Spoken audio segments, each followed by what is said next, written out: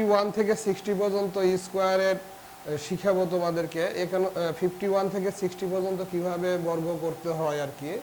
দেখো এমনি 51 এর বর্গ যদি আমরা করি, এখানে 51 এর বর্গ করলে এখানে সমান 1 এর বর্গ করলে কত হবে 1, কিন্তু ডবল সংখ্যা লিখতে হবে, শূন্য দিয়ে 2 ঘর করতে হবে।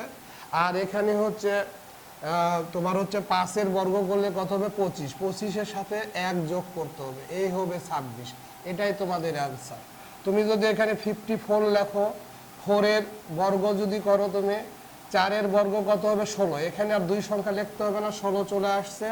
5 এর বর্গ করলে কত হবে 25, 25 এর সাথে তোমার এখানে কত আছে 4 যোগ করো, 4, 25 আর 4 কত হবে 29।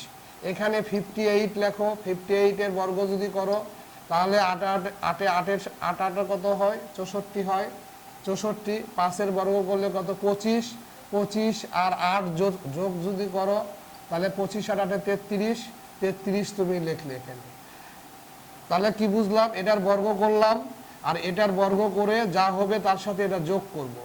এবার আসো 56 এর বর্গ, এটা সমান কত হবে তোমরা জানাও।